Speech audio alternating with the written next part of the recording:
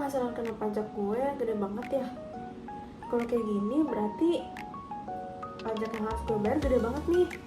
Kalau tiap bayar pajak harus bayar segini banyaknya, bisa boncos nih. Gimana ya? Apa kurangin aja ya biaya gaji dan upahnya? Kita hapus aja nggak sih? Atau aduh, pusing banget, harus ngapain ya? Iya, aku baru ingat waktu itu ada video edukasi pajak yang ngejelasin tentang kalau ada biaya yang boleh dikurangkan dalam menghitung pajak penghasilan. Tapi videonya mana ya? Aku lupa banget. Aku cari deh videonya apa.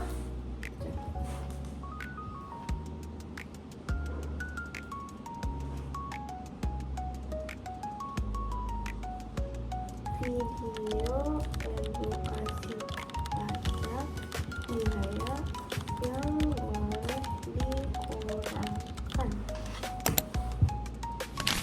Halo teman-teman, kamu lagi cari video edukasi pajak tentang deductible expense dan juga non-deductible expense. Pas banget nih videonya lewat di kamu. Jadi kalau kamu bingung penghasilan apa sih dan biaya apa sih yang boleh dikecualikan dari perhitungan penghasilan yang kena pajak, silakan tonton video sampai habis ya. Video ini selain berguna untuk kepatuhan pajak, juga berguna untuk mengatur keuangan kamu. Jadi jangan lupa ditonton sampai habis. Nah, teman-teman udah tahu belum sih tentang deductible dan juga non-deductible expense? Nah, dalam perpajakan ada istilah yang namanya deductible expense dan juga non-deductible expense. Apa sih bedanya? Nah, deductible expense adalah penghasilan atau biaya yang boleh dikecualikan dan dikurangkan dalam menghitung penghasilan kena pajak. Atau secara teori, deductible expense adalah biaya yang berhubungan langsung dengan kegiatan usaha yang biasanya disebut untuk mendapatkan, menagih, dan juga memelihara penghasilan, dan biasanya disingkat sebagai 3M. Sedangkan non-deductible expense adalah biaya yang tidak boleh dikurangkan dalam menghitung penghasilan kena pajak. Nah, biasanya non-deductible expense ini tidak berhubungan langsung dengan kegiatan usaha, jadi tidak boleh dikurangkan ya teman-teman. Terus kalau mau lihat lebih lengkapnya baca di mana ya? Nah, kalau teman-teman mau lihat lebih lanjut apa sih yang boleh dikurangkan dalam menghitung penghasilan kena pajak, teman-teman boleh buka Undang-Undang Pasal 6 Ayat 1 di Undang-Undang PPH. Terus, kalau misalnya teman-teman mau lihat tentang apa sih yang nggak boleh dikurangkan, teman-teman boleh buka Undang-Undang PPH Pasal 9 Ayat 1 di Undang-Undang PPH. Terus, biasanya kalau di Indonesia, contoh implementasinya kayak gimana sih? Nah, misalnya tuh kayak gini. Misalnya kita punya perusahaan, terus kita mau ngebayar gaji karyawannya nih, dan juga beserta tunjangan dan peritilannya gitu.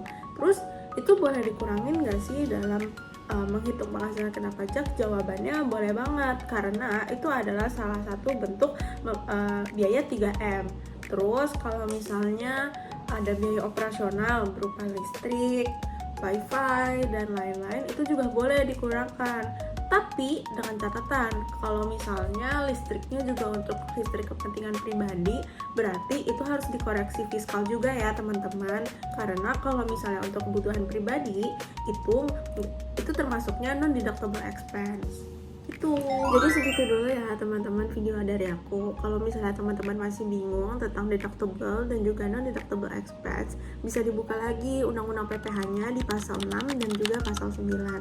Terus kalau teman-teman juga masih bingung tentang penjelasan tentang deductible expense dan juga non-deductible expense, boleh diulangi lagi nonton video aku. Makanya kalau ada video tentang edukasi pajak, videonya jangan di skip ya, karena videonya pasti berguna banget buat kepentingan kamu dan juga kepatuhan pajak kamu, dan juga untuk mengatur pengelolaan keuangan kamu. Bukan tentang deductible dan juga non-deductible expense saja, tapi tentang semua yang berkaitan dengan pajak itu penting untuk dipelajarin, karena pajak itu dimanapun dan kapanpun kita pasti akan bayar pajak, bahkan sampai kita tua nanti kita akan tetap bayar pajak. Jadi teman-teman jangan lupa harus tetap aware sama yang namanya perpajakan di Indonesia ya. Dadah.